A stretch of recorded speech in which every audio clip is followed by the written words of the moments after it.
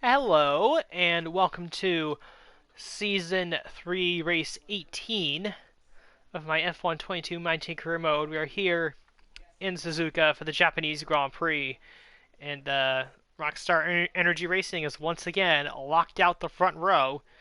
Nico Hulkenberg on pole, myself in second, and then Lando Norris and Charles Leclerc making up row number 2. Um, there's the rest of the starting grid. And then as for the championship standings, I am 82 points ahead of Nico Hulkenberg, who is the only driver left in contention for the championship at this stage. Um, After this, coming into this race, anyone who was, there's 5 races left, including this one.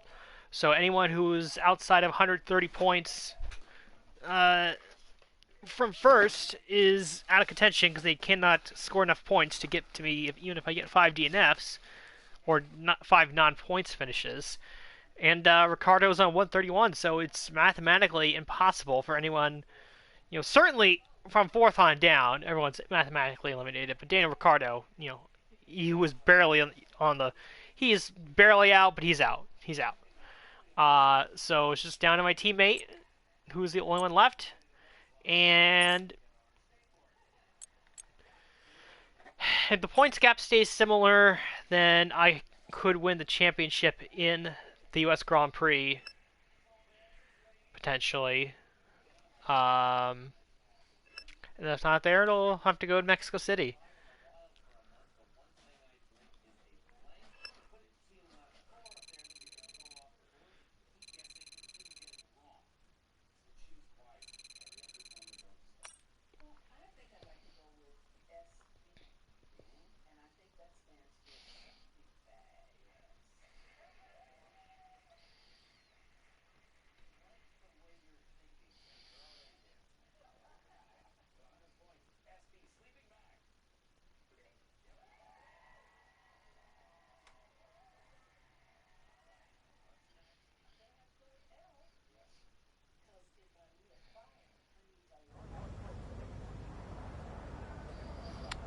Alright, give me one moment as I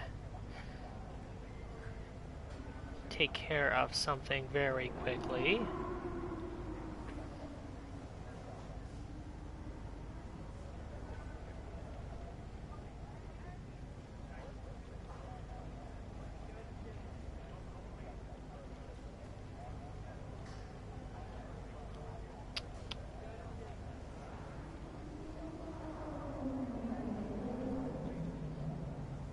Alright, so the major regulation change did come through.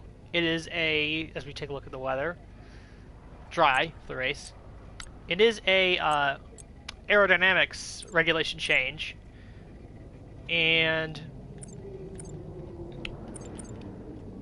we have a lot of points built up, so I'm pretty sure. So let's see how many we can protect in this one go.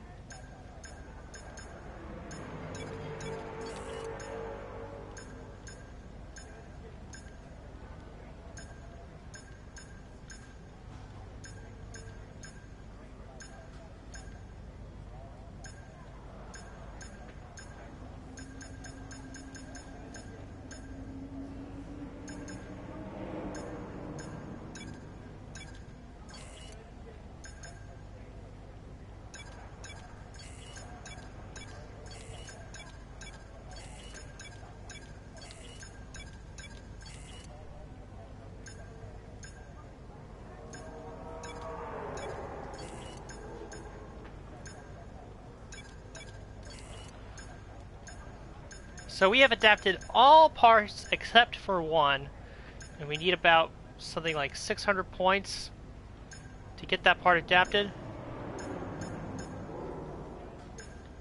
So we should be good to get that par before the end of the season. So we will be in good shape on that front.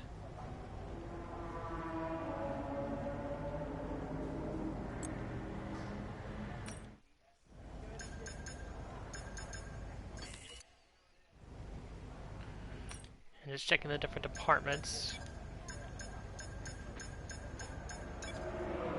So we are the top team in the aero side.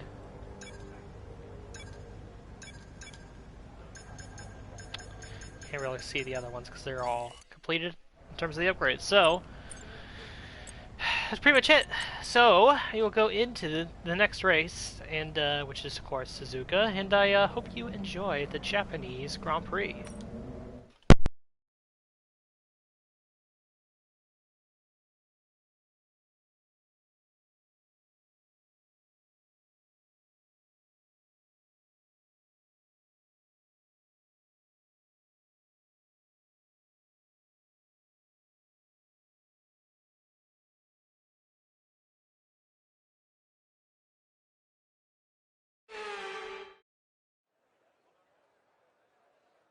Welcome along then to the magnificent Suzuka International Circuit, a stone's throw away from Ise Bay in the beautiful Japanese countryside. What surprises lie in wait for us today at the Japanese Grand Prix? 18 corners make up a lap of the incredible figure-of-8 Suzuka circuit, with 10 to the right and 8 to the left, for a distance of 3.6 miles. Average lap speeds around here are fairly quick. If it stays dry, then expect somewhere in the region of 136 miles per hour.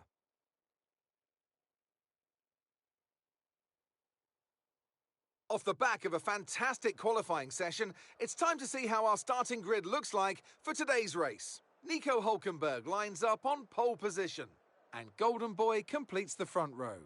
Moving on to the rest of the grid, we have Norris, Vettel, Max Verstappen, and Ricciardo, Russell, Tsunoda, Gasly, and Lewis Hamilton, Ocon, Bottas, Charles Leclerc, and Mick Schumacher, Magnussen, Sainz, Lance Stroll, and Oscar Piastri, Joe, Albon, Latifi, and Christian Lundgaard. That's it then, it's time to go racing as we head down trackside for today's race. It's race day yet again, and joining me for a chat is Anthony Davidson. And our racers are certainly in for a rough day today. What will you be watching out for as they head into turn one? Well, the start of the race is always one of the most nerve-wracking parts. You have to hope that everyone is able to get off to a clean start, and this is possibly the trickiest part of the entire race. So many drivers in such a small space, and finding your braking point into turn one as well. It's a testament to the driver's skill that there aren't more incidents.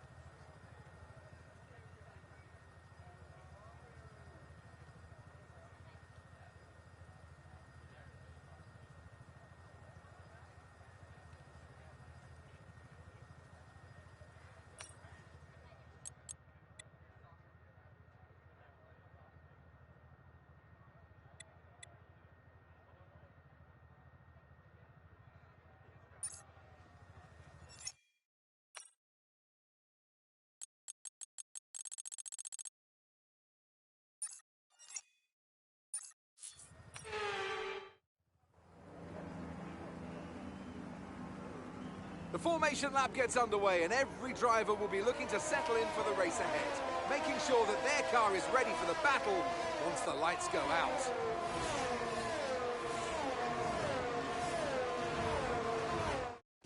We're almost ready to start the race as the cars take their positions on the grid, with the drivers and teams making their final preparations.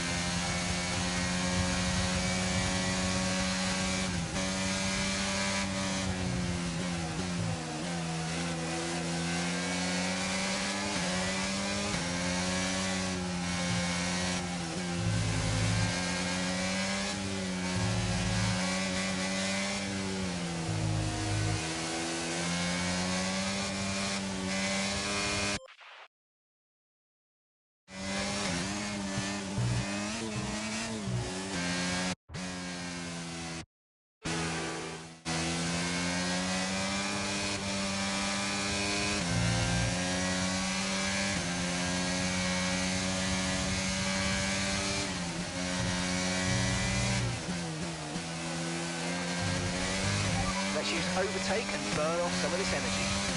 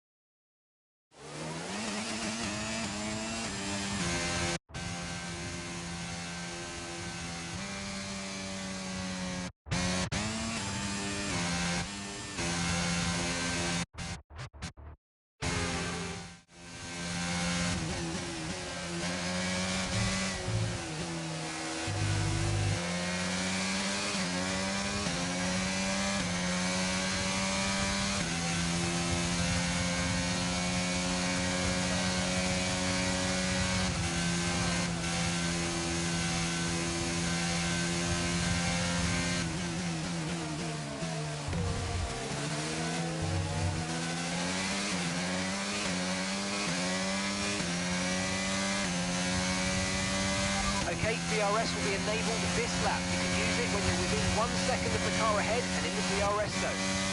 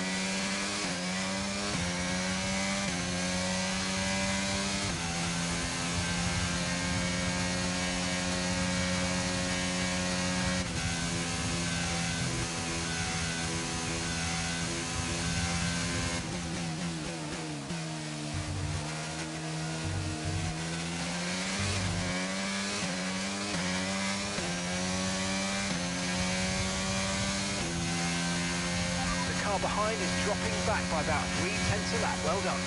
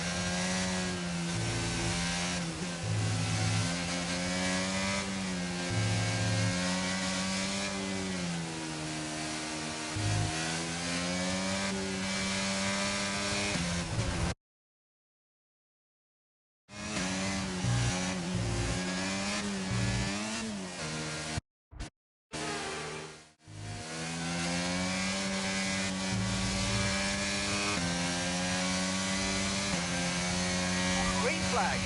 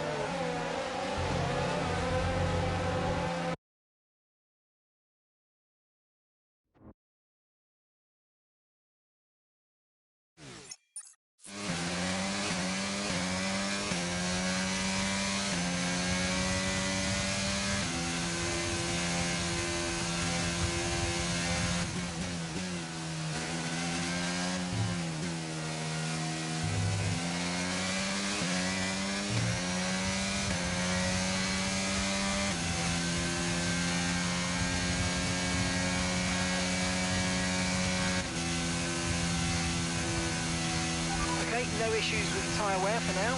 Keep taking care of them.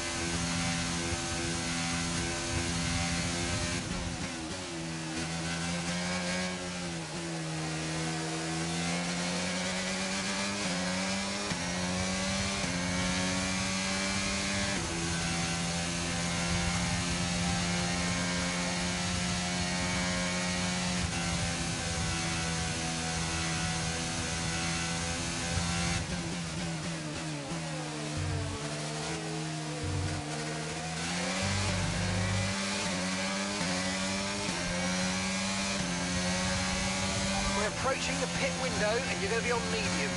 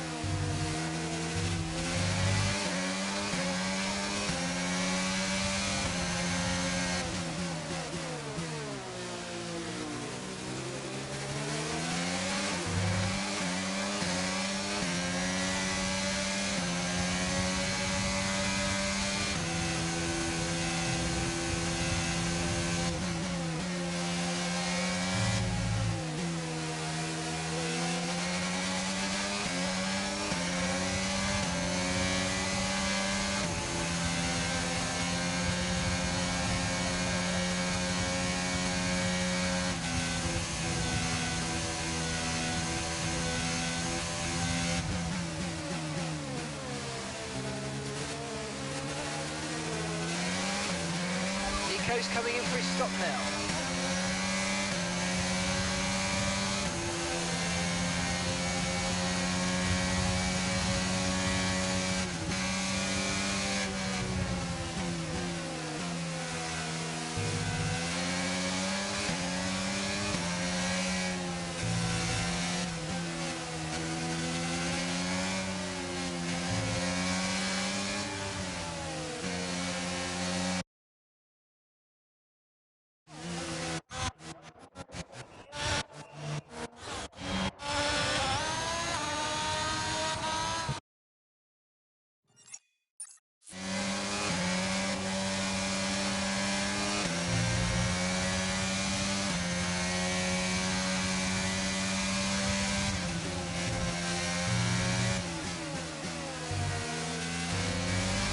Got a lot of spare energy, okay to use your overtake button.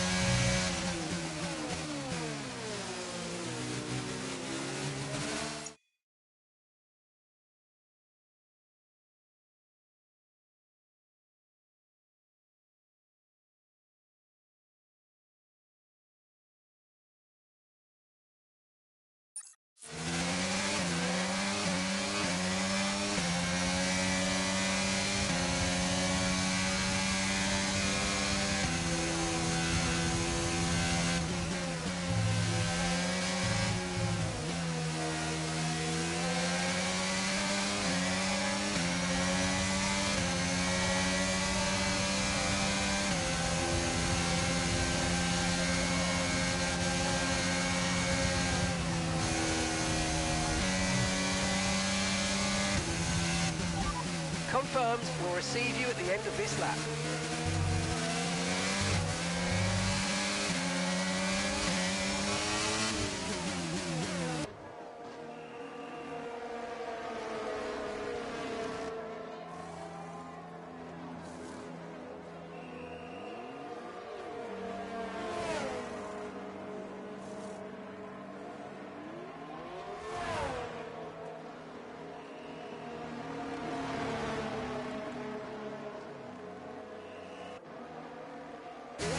Up to speed now, let's get some heat into those tyres.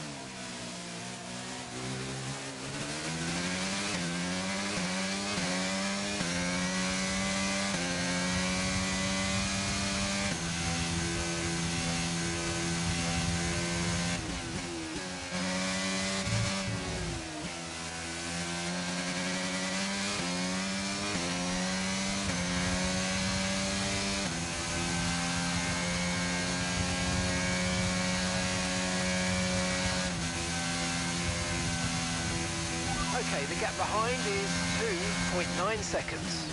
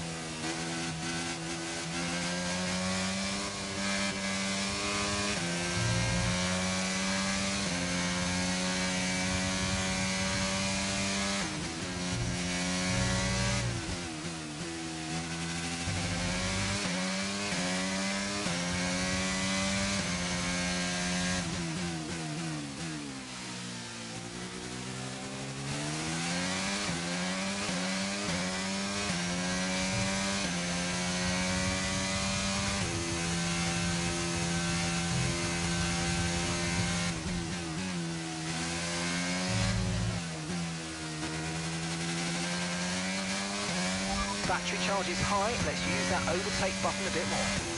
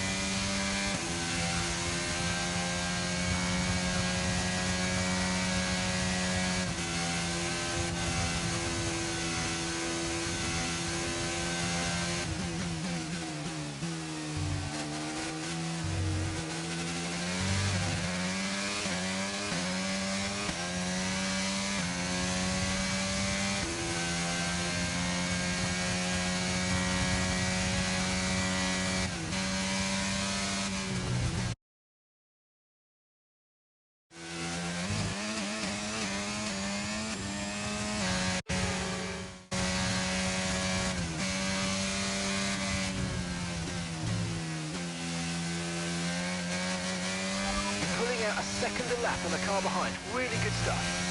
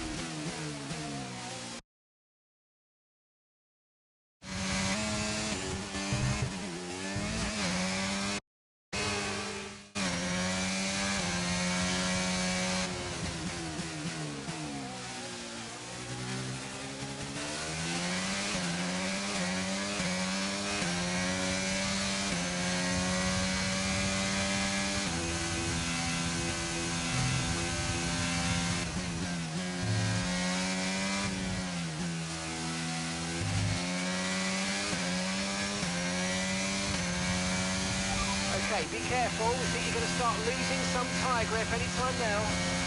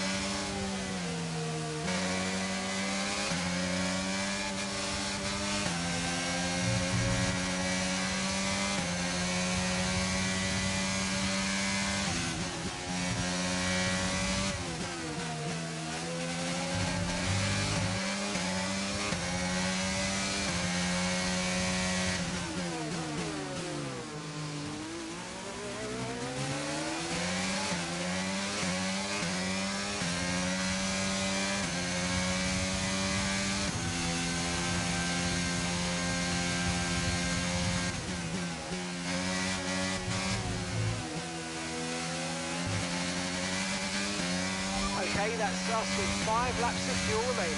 5 laps of fuel left.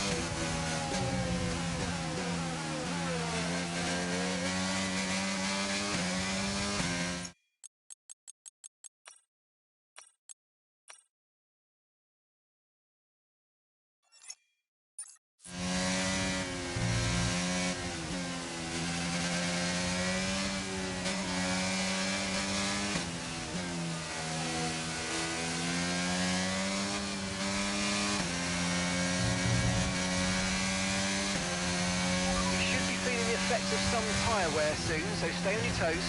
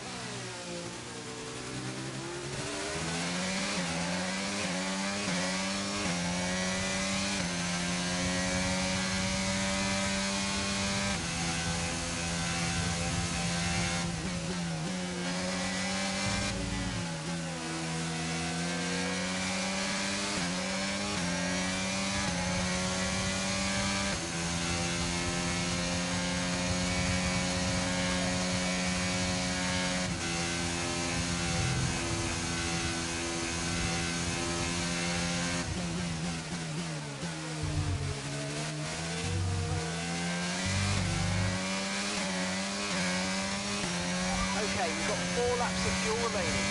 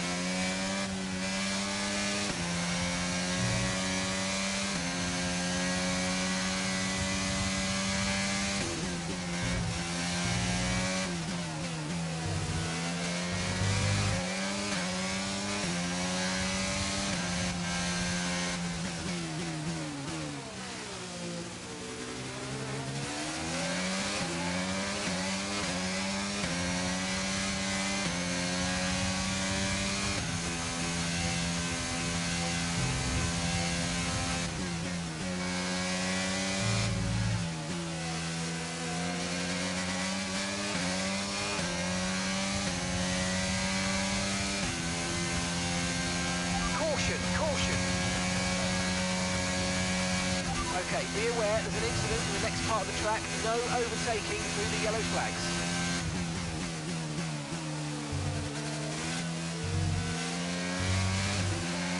Okay, clear. Okay, this is your final lap of the race.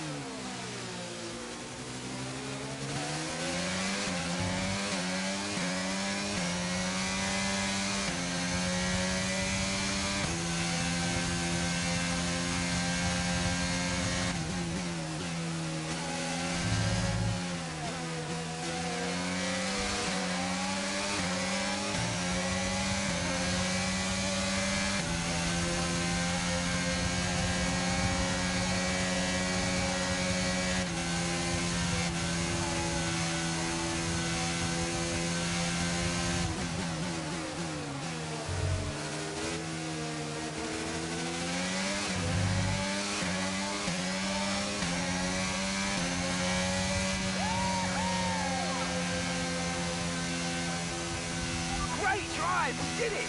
Good job. We did it.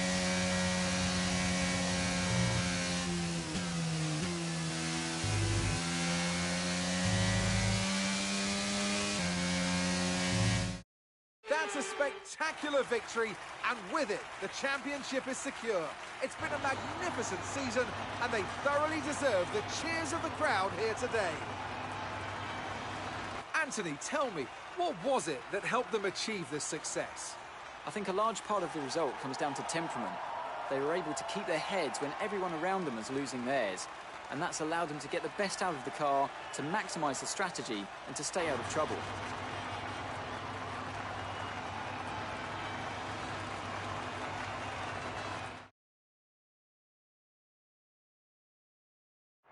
A show-stopping performance from the three drivers approaching the podium right now. It's been an interesting Grand Prix, that's for sure.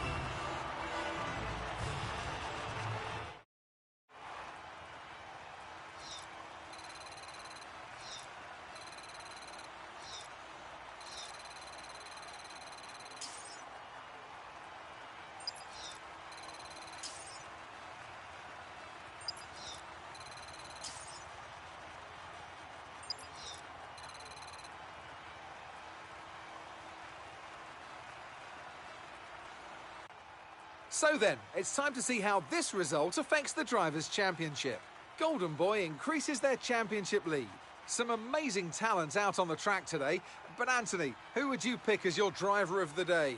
Charles Leclerc showed exactly how to manage yourself out on the track today. He was almost flawless out there. Incredible stuff. With that result, the sport's newest team can no longer be touched at the top of the table. What an incredible journey this has been for a team many had written off a short time ago.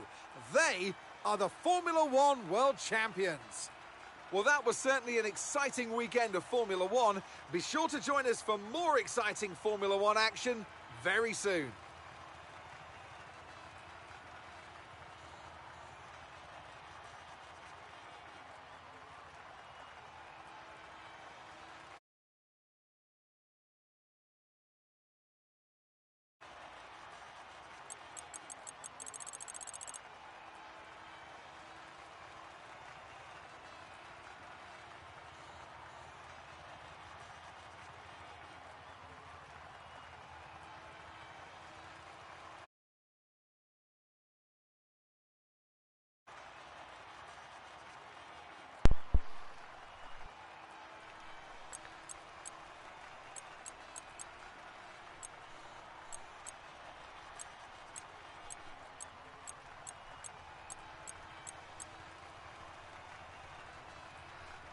Well, that was a very exciting Japanese Grand Prix. And all I have to say is, let's go.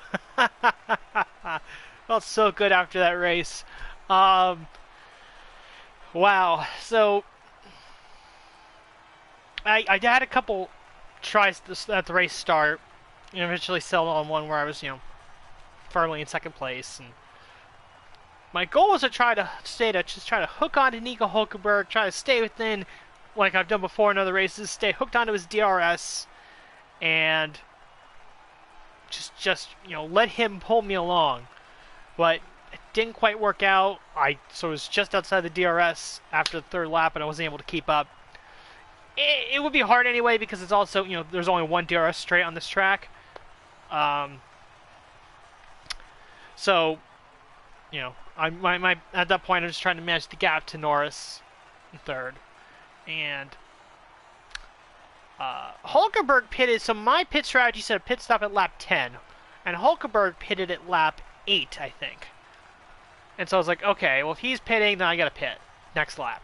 Pit, go on to the strategy that was suggested for me, which was going from soft to mediums. and Norris and Vettel, I think, were close behind, and Norris beat me out of the pits. I was like, crap.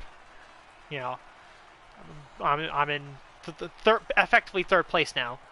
But I was able to get by Norris pretty quickly, and at that point I realized, hey, wait a minute.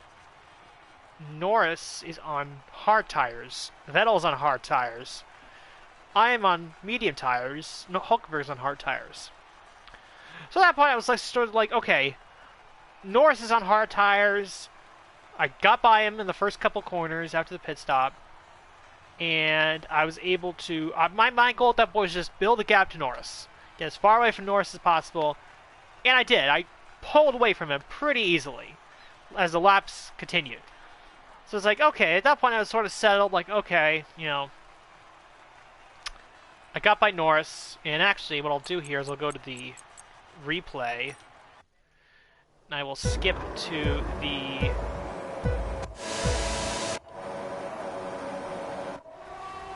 lap I pitted, just to see how far back I was. So, Hulkenberg pits, I'm about 4 seconds behind at this stage. This is lap 8.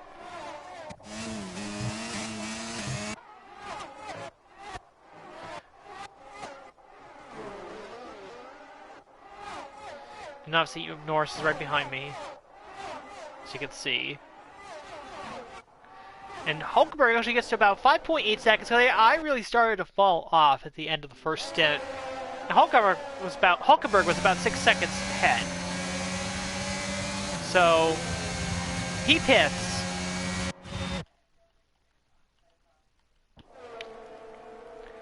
He goes for hard tires. Which, okay, if you're pitting that early, I can understand going for hard tires. And at that point, I pit, put on mediums, and I fall right behind Norris. Again, I was like, oh crap, this stinks. I'm behind Norris now. Though, you know, obviously had better track, even with the cold tires, I had better traction, and was able to make a move right here, just squeeze to his inside, and he lost it actually right there. You can see him get sideways, whoop, right there, and then we just pull away at that point. So you can see at this stage, it's lap 10. You got 17 laps to go, and I'm about 8 seconds behind Nico Hulkenberg. And obviously at this point, Charles Leclerc, he had yet to stop, so he was in the lead. But I was 8 seconds out of first place, essentially. So I saved my energy store up, thinking, okay, you know, this lap, I'll use, you know, the fresh tires to pull away, to just blast away from Norris, while also going for the fastest lap of the race. And I did that. And actually, see something here. So I was 7 seconds behind Nico Hulkenberg at this stage, 7.9. 7.7. 7.6. Yeah, and so this was the lap where I went for the fastest lap of the race. I figured, you know, the tires are going to be the freshest at this point. And, you know, if I'm going to finish second to Nico Hulkenberg, the least I can do is get the fastest lap point. So instead of being, you know, 25 points to 18 points, I score 19 points and get that one extra point, get 1 point closer to the championship, obviously. So I didn't realize this in real time, but that first lap, I pulled nearly like a second. So if I go back to the lap before, I was about 7.7, 7.8 seconds behind Nico Hulkenberg, my teammate. And then by the end of that next lap, I was 6.2, 6.3 seconds back. So I had gained, on that first, you know, that fastest lap attempt, I had gained a second and a half on Hulkenberg. Which again, I really wasn't paying attention to that at the time. my goal is just, hey, pull away from Nico Hulkenberg as fast as possible and set the fastest lap. And then, you know, I'm sort of monitoring the time. You know, I pulled out to 5 seconds, and I got to the point, like, around this point, lap 14, 15, where I realized, you know, that, hey, I've now, the distance between myself and Hulkenberg is shorter than the distance between myself and third place. So it's like, okay, this is good. I'm doing all right. You know, could be one of those races where I'm just sort of in no man's land, where, you know, I'm several seconds behind the car in front of me and several seconds in front of the car behind me. And I'll just, you know, set good laps, ride it out, keep my distance to third place, bring home a good second place result. Well, then the times start going down. You know, 4.4 seconds, 3.9 seconds, 3.6 seconds, 3.2 seconds. And I think it was around this point where I was about 3 seconds behind Hulkenberg where I realized, hey, wait a minute. There's like 9 or 10 laps to go. I'm 3 seconds behind. If I continued on the pace that I'm going, where I, you know, slowly but surely just, you know, gain a little bit every single lap, you know, I could be there. And at this point, it's like, I'm 2.5 seconds back. I'm a second and a half away from getting DRS on the main straights. And that lap, I went, this lap here, I went from 2.5 seconds back to being 1.6 or 1.7. See, I found that I gained most of my time. I always gain time in that hairpin. Not this hairpin, but the hairpin, let's see.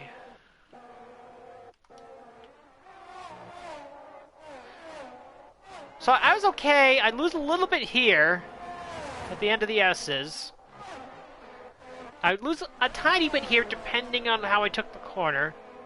And then I'd always gain a little bit coming through this hairpin. Right here, that's like after the part where you go under the bridge. Under the part of the figure 8. And here, you always gain, I just gain a little bit of time. And then sort of let it back right here. And then going into the spoon corner. I lose a little bit back. But then, it's really, which is the end of the second sector. And the start of the third sector. Basically, yeah, it's the end of the second sector after the spoon corner. All the way through, basically to the start-finish line in the main straight. That, I feel like that's where I was gaining my most time, particularly this hairpin. I always came out of this hairpin gaining a lot of time, it felt like. And then it was, I got to a point where it's basically, you know, I sort of stalled out a little bit, where the gains started to become a little bit smaller. Because again, I feel this would be a lot different. This was a track that had multiple DRS zones.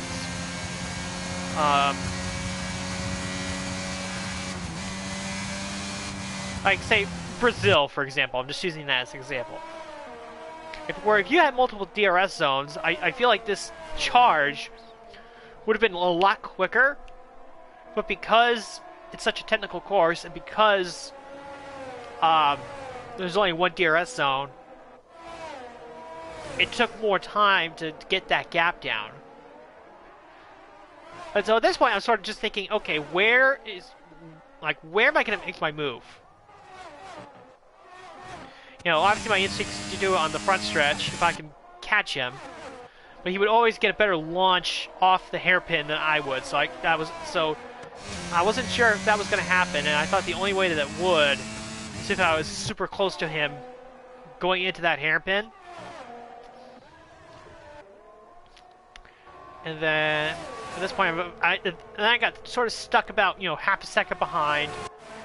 And again, the problem was more just figuring out where is this overtake going to happen? I'm sort of thinking, like, where can I do it? I can probably do it coming off of the first two turns here. Right here, if I can get really close enough, that could be a spot. It's going to be really impossible to pass through here. And I thought maybe, well, if I get close enough, I can either get him here or save up my energy, get close enough here, and then make a dive bomb into the hairpin to get the overtake done. Because that is a move that I make, particularly on starts when I'm sort of in the middle of the pack. And when everyone's all bunched up, because you could gain about 2 or 3 spots on the first lap, you dive bomb sort of that corner. But you dive bomb, but you're careful about when you brake so that you don't slam into somebody in front of you. But that's a move that you can definitely make. Excuse me. So we're coming to 3 laps to go here. And at this point, I'm always monitoring my energy, around coming out of that slow hairpin in the middle of the track. I'd get my my ERS to about 50%. I'd use a little bit, and by the time I got to the end of the front straightaway, it'd be about 20 or 15%, I think. And I'd have to refill it again. And here's a good example. I got very close to Hulkenberg in this hairpin, but he got the better launch off. And, I go back to being about half a second behind. At this point, I'm figuring, okay, I'll just go all out, use my ERS, the DRS, everything I've got, see if I can make a move. It doesn't happen, but instead, what happens is Nico Hulkenberg locks up the tires in the first, and I guess the second corner. And I just barely missed getting into him.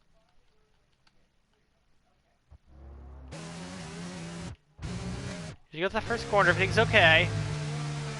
And then Hulkenberg makes a mistake right there, locks up, and I turn just in the nick of time.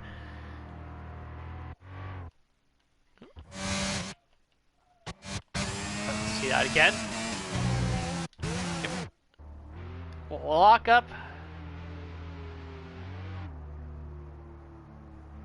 And a scoot on by.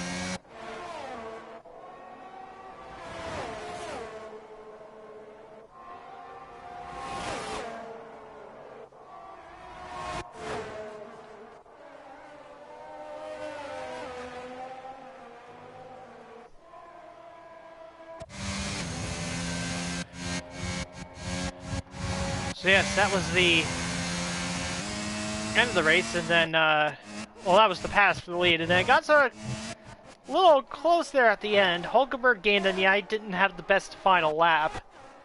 Yeah, if I knew that if I beat him out of the chicane, that I was going to be okay.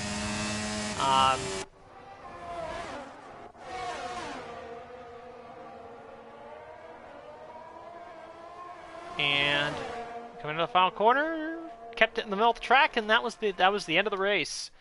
So much like Miami, it was a late pass for the lead, or I guess a late charge that put me in contention to make a late pass for the lead and get the victory. Constructor standings, as you heard a little bit a while ago, after with Crofty and oh my gosh, who's the other guy? Anthony Davidson. That's it, Anthony Davidson. We have officially clinched the Constructors' Championship, which, if you recall, that was our goal for the season. I'd won the driver's title in season 2, and my goal in season 3 was to win the Constructors' Championship. So we have done that. So hats off. And then driver standings, 90 points ahead of Nico Hulkenberg with 4 races to go, which means that I could clinch the Drivers' Championship at Circuit of the Americas in Austin, Texas, if I am 78 points or more ahead of Hulkenberg. 75 for the race wins, and then 3 points for the fastest lap. So just doing quick dirty math, if he were to win the race in Austin, and he got the fastest lap, to clinch the title, I would need to finish, let's see, I think I would need to at least finish third, because fourth I get 12 points, and if he wins and gets fastest lap, he gets 26, so he gained 14 points. And that would reduce the lead to 76. So basically, if I get a podium in Austin, then it does not matter where Hulkenberg finishes, the championship's over. So that's the goal for the next race, get a podium, and I win the championship.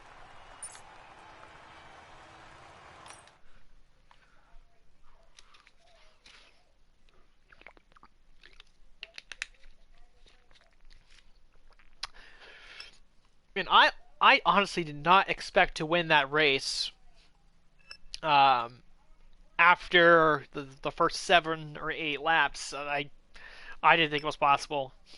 And somehow, some way, I guess the mediums, I was really expecting that the mediums and the hards would sort of level out, and any gains I would make would just sort of stop at some point, but I kept making the gains, and then I got close to Hulkenberg, and then he eventually made a mistake, and I got by him for the victory. So yeah, that really really worked out for me. That was a great race. My favorite races on the F1 game are always the ones where I get a win, but it's like a hard-earned win where it wasn't so much passing someone or battling with someone. It was more being a certain distance behind, getting in those lap times, and closer and closer and closer and closer every single lap. Being fully on it, and then there you go. At the end of the day, it all worked out, and got the win. That's all you can. That's all I can ask for, really.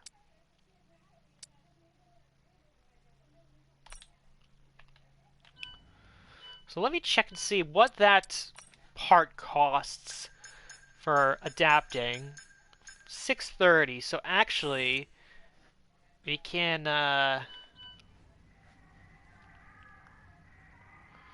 advance, and then we should be able to get that final adaptation. Could you take a look at this for us, please?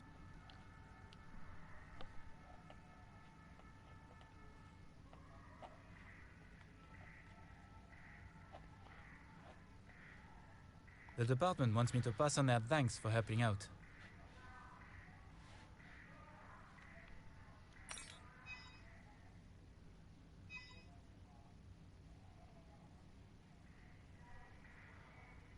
Alright, go in and get that adaptation.